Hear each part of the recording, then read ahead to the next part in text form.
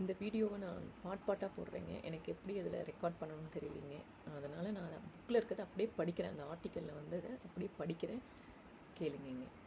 பல மணி நேரம் ஆகியும் ராஜேஷ் வரவில்லை. சென்னை கஸ்டம்ஸில் விவரத்தை சொல்லி விசாரித்த போதுதான் ராஜேஷ் இனி என்றும் வரப்போவதில்லை என்பது தெரிய வந்தது. ராஜேஷ் ஒரு மோசடிக்காரன், தங்களை குடும்பமாக ஏமாற்றி விட்டான். உண்மையில் அவனுக்கு பெயர் ராஜேஷே இல்லையாமாங்க என்பதை சாரதாவால் ஏற்றுக்கொள்ளவே முடியல. அந்த இடத்துல அவங்க எவ்வளோ ஏமாந்துருப்பாங்க, எவ்வளோ கஷ்டப்பட்டிருப்பாங்க. மேட்ரிமோனியல் எனப்படும் திருமண வலைத்தளங்களில் பதிவு செய்து காத்திருப்போரை வரன் என்ற பெயரில் அணுகி அவர்களை நம்ப வைத்து கழுத்தறுக்கும் இந்த மோசடிக்கு பெயர் மேட்ரிமோனியல் மோசடி. இது இந்தியாவில் மட்டுமல்ல, உலகளவில் கேட் ஃபிஷிங் என்ற பெயரில் நிகழ்ந்து வரும் ஒரு பரவலான ஏமாற்ற வேலை. இதில் என்ன பண்ணுவாங்க, எப்படி நடக்குது அப்படின்றது தான் இங்கே முக்கியமாக நம்ம தெரிஞ்சுக்கணும். ஆன்லைன் டேட்டிங் தளங்கள், திருமணம் மற்றும் சமூக வலைத்தளங்களில் ஒரு போலியான பெயரில் கணக்கை உருவாக்குவார்கள். அதற்கேற்றபடி புகைப்படங்கள் பதிவிடுவார்கள். வங்கியில் பணிபுரிகிறேன், வெளிநாட்டில் வாழ்கிறேன் என்று போலியான தகவல்கள் மற்றும் ஆவணங்களை உருவாக்கி அதை வெரிஃபைட் ப்ரொஃபைலாக மாற்றுவார்கள். பிறகு திருமணத்திற்காக காத்திருக்கும் பெண்கள் ஆண்களுக்கு நட்பு கோரிக்கை அனுப்பி அறிமுகமாவார்கள். அவர்களுடன் பழகி அவர்களது பர்சனல் பக்கங்களை தெரிந்து கொண்டு அவர்களிடம் பணம் பறிப்பது, தேவைக்காக மிரட்டி பணிய வைப்பது அல்லது சட்டவிரோத செயல்களை செய்ய நிர்பந்திப்பது என கேட்ஃபிஷிங்கின் கோரம் முகம் நாம் அறியாததுங்க. இப்படிலாம் ஏமாத்துறாங்க பாருங்க. இப்படி தான் மனசு வருதோ இவங்களுக்குலாம். இவர்கள் பெண்களை மட்டும்தான் குறிவைப்பார்கள் என்று இல்லை. ஜெர்மனியில் அதாங்க முக்கியம், பெண்களை மட்டும் கிடையாது. ஜெர்மனியில் வேலை செய்து வந்த பாலமுருகன் என்பவரை கோவை பெரியநாயக்கன் பாளையத்தை சேர்ந்த ஸ்ருதி என்ற இளம்பெண் மேட்ரிமோனியல் மோசடி மூலம் 45 லட்சம் ரூபாய் பணத்தை ஏமாத்திருக்கிறாங்கங்க. இதுக்கு இன்னும் கேஸ் நடந்துட்டுருக்கு அப்படின்னு போட்டிருக்காங்கங்க. இந்த மாதிரி மோசடி ஒரு குழுவாக நடத்துவாங்களாமாங்க. சாரதா விஷயத்தில் நிகழ்ந்ததும் இதுதான். ராஜேஷ் அவரின் அம்மா அவர்களது மேட்ரிமோனியல் ப்ரொஃபைல் சொன்ன கதைகள் அனைத்தும் பொய்யா படிக்காங்க. இங்கே ஒரு விஷயம் சொல்லிக்கிறாங்க. இன்னொரு ஆர்டிக்கலில் படித்தேங்க. ஒரு மாணவன் எங்கேயோ வட மாநிலத்தில் ஒரு மாணவன் ஒன்றுமே படிக்காமல் போலி ஆவணங்கள் தயாரித்துங்க அமெரிக்காவில் இருக்கிற ஒரு பெரிய யூனிவர்சிட்டியில் போய் படிச்சிருக்கான். எல்லாமே போலி தான். அவன் அங்கே அந்த பிற்காலத்தில் அவன் மாட்டிட்டான். அதை எடுத்து பேசணுன்னா அது பெரிய கதைங்க. அதனால் டிஜிட்டல் இதில் நம்ம கவனமாக இருக்கணும். இதை நான் திருப்பி இது மேற்கொண்டு படிக்கிறேங்க. சாரதா விஷயத்தில் நிகழ்ந்ததும் இதுதான். ராஜேஷ் அவரின் அம்மா அவர்களது மேட்ரிமோனியல் ப்ரொஃபைல் சொன்ன கதைகள் அனைத்தும் போய். அவர்கள் வெளிநாட்டில் எல்லாம் இல்லை. 2 லேப்டாப்புகள், சில சிம் கார்டுகள், சரளமான ஆங்கிலம் இருந்தால் போதும். இந்தியாவின் ஏதோ ஒரு மூலையில் ஒரு அறையில் அமர்ந்து கொண்டு இங்கிலாந்தில் இருப்பதாக கதை புரிய முடியும். இந்த மோசடி குழுவில் 2 பிரிவுகள் உள்ளன. முதல் குழு மணமகன் மணமகள் மற்றும் அவரது குடும்பமாய் நடிக்கும். துளி கூட சந்தேகம் வராதுங்க. அப்படி தானே சந்தேகம் வர மாதிரி தானே நடிக்கிறாங்க. அதுதாங்க இந்த இடத்துல ஒன்று சொல்லணும்னு நினைக்கிறேன். ஏதோ ஒரு சூரிய படம் வந்ததேங்க. அதில் கூட அந்த ஹார்பரில் பார்சல் வரும்.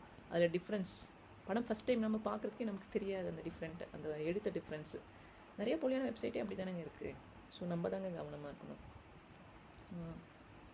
துளி கூட சந்தேகம் வராமல் பழகுவார்கள். திருமண நாள் குறித்ததும் 2வது குழு சுங்கத்துறை விசா அதிகாரி என்ற பெயரில் ஒரு அவசரத்தை உருவாக்கி பணம் பைப்பார்கள். இங்கே என்ன பிரச்சனைனா, நம்மளுடைய அந்த ஒரு செகண்ட் நம்ம பதட்டப்படுறோம் பாருங்க, அங்கே தாங்க நம்மளை ஏமாந்து போகிறோங்க.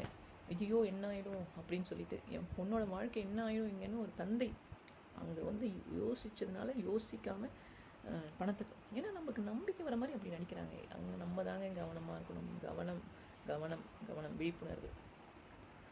சில சமயம் மணமகன் மணமகளே இதையும் நிகழ்த்துவார்கள். இவர்கள் சொல்லும் பொய்களில் சில. இதுதாங்க நம்ம முக்கியமாக நோட் பண்ணுவோம். இந்த மாதிரி உங்கள் வீட்டில் யாராவது, உங்கள் வீட்டில் இல்லைங்க, நடக்கக்கூடாது.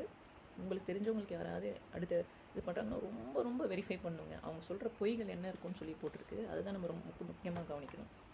நாங்கள் கஸ்டம்ஸ் அதிகாரிகள். உங்கள் மாப்பிள்ளை கொண்டு வந்த நகை பணம் அனுமதிக்கப்பட்ட அளவை விட அதிகம். அதனால் குடும்பத்தையே கைது செய்ய போகிறோம். எப்படி இருக்கும் அந்த மாதிரி சொல்லும்போது நமக்கு. மருத்துவமனையிலிருந்து பேசுகிறோம். உங்கள் மாப்பிள்ளை விட்டார் திருமணத்துக்கு வரும் வழியில் விபத்தில் சிக்கிவிட்டார்கள். சிகிச்சையை தொடங்க வேண்டும் என்றால் உடனே பணம் செலுத்துங்கள். நான் திருமணத்திற்கு பிறகு இந்தியாவில் செட்டில் ஆக விரும்புகிறேன். எனது வெளிநாட்டு பணத்தை உங்கள் கணக்கிற்கு மாற்ற சில நடைமுறைகள் உள்ளன. அதற்கு இந்திய பணம் சில லட்சங்கள் தேவை. அனுப்பினால் திருப்பி தந்து விடுகிறேன். நம்ம ஒருத்தவங்களை நம்பினோடனே இவர் நம்ம வாழ்க்கை துணையாக வரப்போகிறாங்க, இவங்க கேட்குறாங்க, நம்ம எப்பயாவது. அதுதான் அடுத்த லைனில் போட்டிருக்குங்க. அடுத்து அவங்க சொல்கிற பொய்யில், எனது நிறுவனத்தில் என்னை திடீரென்று நீக்கிவிட்டார்கள். உனக்கும் சேர்த்து கிரீன் கார்டுக்கு உடனடியாக விண்ணப்பிக்க வேண்டும். இப்போதைக்கு சமாளிக்க சில லட்சங்கள் தேவை. பிறகு திருப்பி தந்து விடுகிறேன் அப்படின்னு சொல்லுவாங்க. இவர்தான் நம்முடைய எதிர்காலம் என்று நினைக்கும் ஒருவரிடமிருந்து எப்படி ஒரு கோரிக்கை வந்தால் நம்மளை ஒருவரும் நம்ம என்னங்க நிராகரிப்போமா? உடனே செய்ய மாட்டோமா? தர தயங்குவோமா என்றால் நிச்சயம் இல்லை, அனைவரும் தருவோம். இந்த மோசடியாக இருக்குமோ என்று துளியளிவும் யூகிக்க முடியாது. கண்டிப்பாக எப்படி யூகிக்க முடியும்? அதே தானே ராஜேஷ் விஷயத்திலும் சாரதா விஷயத்திலும் நடந்தது. இதன் முடிவில் லட்சக்கணக்கில் பணம் இழந்து விட்டாலும் நாம் ஏமாற்றப்பட்டு விட்டோம் என்பது புரிவதற்கே பல மாதங்கள் பிடிக்கும். அப்படியான ஒரு நூதன உளவியல் மோசடிங்க இது. மேட்ரிமோனியல் டேட்டிங் மோசடிகளில் இருந்து நம்மை காத்துக்கொள்வது எப்படி? இதுதாங்க ரொம்ப முக்கியம். கவனமாக கேளுங்க. திருமணம் மற்றும் டேட்டிங் வலைத்தளங்களும் ஒருவித சமூக வலைத்தளங்கள் போன்றவே, அப்படி தானேங்க? அதுவும் ஒரு வெப்சைட் தானே, சோஷியல் மீடியா தானேங்க.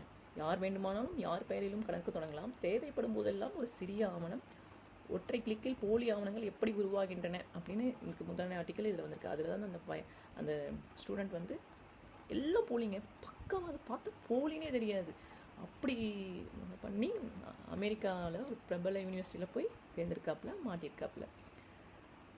ஆகவே நாம் இங்கு பார்ப்பதெல்லாம் படிப்பதெல்லாம் உண்மை அல்ல என்பதை உணர வேண்டும். ரொம்ப ரொம்ப ரொம்ப ரொம்ப 100க்கு 1000 தடவை நம்ம கவனமாக இருக்கணுங்க. இந்த வகை மோசடிகளில் ஈடுபடுபவர்கள் மிக நேர்த்தியாக ப்ரொஃபஷனல் தரத்தில் தங்கள் புகைப்படத்தை வைத்திருப்பார்கள். ப்ரொஃபைல் படத்தை அடிக்கடி மாற்ற மாட்டார்கள். நல்லா கவனிச்சுக்கோங்க. புதிதாக கணக்கு தொடங்கியிருப்பார்கள். நண்பர்கள் பின்தொடர்பவர்கள் இல்லாமலோ மிக குறைவான அளவிலோ இருக்கலாம். அதாவது இவங்களுக்கு நண்பர்களே இருக்க மாட்டாங்க, இருந்தாலும் கம்மியான பேர் தான் இருப்பாங்க. ப்ரொஃபைல் பிக்சர் அப்படியே வச்சுருப்பாங்க, மாற்ற மாட்டாங்க. இந்த வகை மோசடி பேர் வழிகள் எப்போது வீடியோ அழைப்பில் பேசினாலும் ஒரு அறைக்குள் அமர்ந்து தான் பேசுவார்கள். கவனிச்சு பாருங்கள், எப்போ பேசினாலும் ஒரே அறைக்குள்ளே தான் இருப்பாங்க. கேட்டால் வெளியே குளிர் மழை என எதையாவது காரணம் சொல்வார்கள்.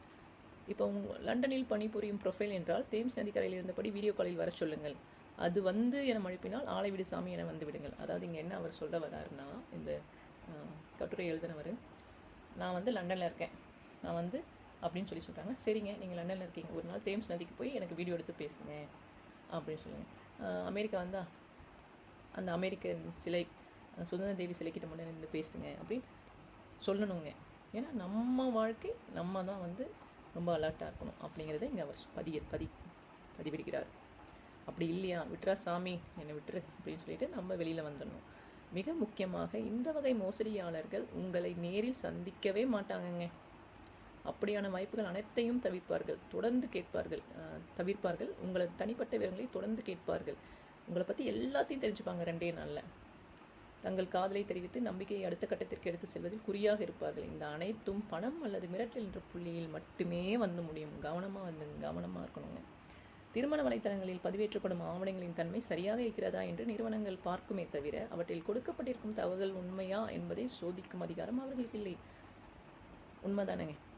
அவங்க கொடுத்துருக்க ஆவணங்கள்லாம் கரெக்டாக இருக்கா, ஆதார் கொடுத்துருக்காங்களா, பேன் கார்டு கொடுத்துருக்காங்களான்னு தான் பார்ப்பாங்களே தவிர இவர் பேர் தான் ராஜேஷா, இவங்க பேர் தான் சாரதாவான்னு போய் பார்க்க மாட்டாங்க. ஆகவே என்பதோடு சோதிக்கும் அதிகாரம் அவர்களுக்கு இல்லை, போய் சோதிக்க முடியாது. ஆகவே வெரிஃபைடு, உறுதி செய்யப்பட்டது என்பதெல்லாம் ஆவணங்களை பார்த்து சொல்லும் அடிப்படை தகவல் தான். நல்லா புரிஞ்சுக்கோங்க. வெரிஃபைடு உறுதி செய்யப்பட்டது என்பதெல்லாம் ஜஸ்ட் ஆவணங்களை பார்த்து சொல்கிறது தான். அவர் தான் அந்த ஊரில் தான் இருக்கிறாரா, இந்த நிறுவனத்தினால் பணிபுரிகிறாரா என்பதையெல்லாம் நேரில் பார்த்து உறுதி செய்வது உசிதம். அதாவது நம்ம தான் போய் அவங்கள மீட் பண்ணி, நீங்கள் கனடாவில் இருக்கீங்க போகணுங்க, ஏன்னா நம்ம வாழ்க்கை தானே, கனடா போய் நம்ம போய் மீட் பண்ணணும். அவ்வளோ எச்சரிக்கையாக இருக்கணுங்க. அது இந்த காலத்தில் என்ன வேணாலும் பண்ணுறாங்க இல்லைங்களா, அதுதான். திருமண வலைத்தளங்கள், டேட்டிங் செயல்கள் எல்லாம் ஒரு தொழில்நுட்ப வரம் தான். ஆனால் அதில் இது போன்ற பெரும் ஆபத்துக்களும் ஒளிந்திருக்கின்றன என்பதை நீங்கள் புரிந்து கொள்ள வேண்டும், தெரிந்து கொள்ள வேண்டும். புதிய உறவுகளை தேர்வு செய்வதில் அவசரம் வேண்டாம். பணத்தை இழந்தால் மீண்டும் சம்பாதித்துக் கொள்ளலாம். ஆனால் இந்த ஏமாற்று மோசடியில் ஏற்படும் மனவலியும் துயரமும் வாழ்க்கை முழுக்க ஒரு பெரும் அச்சத்தை தந்து விடுகிறது. உண்மைதானுங்க. பணத்தை இழந்தால் சம்பாதிச்சிடலாங்க, ஆனால் நம்ம ஒரு தடவை ஏமாற்றப்பட்டுட்டோம் அப்படின்னு தெரிஞ்சதுக்கப்புறம் நம்ம ஒரு தாய் தந்தையாக இருந்துட்டு நம்மளுடைய மகனுக்கோ மகளுக்கோ இன்னொரு வாழ்க்கை சிறப்பாக அமையணும் நம்ம நினைக்கும் போது இப்படி ஒரு ஏமாற்றப்பட்டோம். என் வேண்டாண்ணா சாமி, என் பொண்ணு நல்லா இருந்தால் போதும், தனியாக இருந்தாலும் என் பேத்தியும் நல்லா இருந்தால் போதும், என் பேரன் பேத்தி நல்லா இருந்தால் போதும், என்னுடைய மகன் நிம்மதியாக இருந்தால் போதும், பேரன் பேத்தி நிம்மதியாக இருந்தால் போதும், அவங்களுக்கு இன்னொரு கல்யாணம் வேணாண்டான்னு ஒரு பயத்திலே வாழ்வாங்க இல்லைங்க. இங்கே முடிக்கும்போது கட்டுரையான என்ன தெரியுமா சொல்லியிருக்காரு, அந்த சாரதா அவங்களுக்கு இன்னொரு திருமணத்தை பற்றி யோசிக்கவே இல்லை.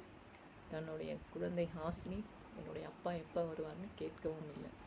இதை நான் இவ்வளோ நேரம் பதியிடுவதற்கு காரணம், அனைவரும் மிகவும் மிக மிக மிக இதெல்லாம் படிக்கும்போது இப்படிலாம் நடக்குதா, நான்லாம் ஓரளவுக்கு படிச்சிருக்கேங்க. இப்படிலாம் நடக்குது, இப்படிலாமா ஏமாற்றுவாங்க, ஒரு ஒரு மனசாட்சியே இல்லாமல் என்னமா ஏமாத்துறாங்க. அப்போ இதை வந்து உங்கள் கூட பகிர்ந்தே ஆகணும்னு சொல்லிட்டு இதை படித்தோன்னே நான் இதை வீடியோவாக போட்டிருக்கேங்க. உங்களுக்கு தெரிந்தவர்கள் தயவுசெய்து டிவோர்ஸ் வரைக்கும் யாரும் போகக்கூடாது. இறைவன்கிட்ட வேண்டிக்கிறேன், எல்லாருமே சந்தோஷமாக அவங்களுடைய வாழ்க்கை துணையோடு இருக்கணும் அப்படின்னு வேண்டிக்கிறேன். டிவோர்ஸ் ஒரு துயரமான சம்பவம் அப்படி ஆயிடுச்சுன்னா, அவங்களுக்கு இன்னொரு வாழ்க்கையை தேர்ந்தெடுக்கிறீங்கன்னா தயவு செய்து அவங்க முடிவையும் பார்த்து ரொம்ப யோசித்து எல்லாமே உங்கள் இன்ட்யூஷன் ஒன்று சொல்லுங்கள், அதுபடி நடங்க. இறைவன் நம்ம எல்லாருமே கூட இருப்பார். நல்லதே நினைப்போம், நல்லதே செய்வோம், நல்லதே நடக்கும். மீண்டும் வேறு ஒரு பதிவில் சந்திக்கிறேன். நன்றிங்க.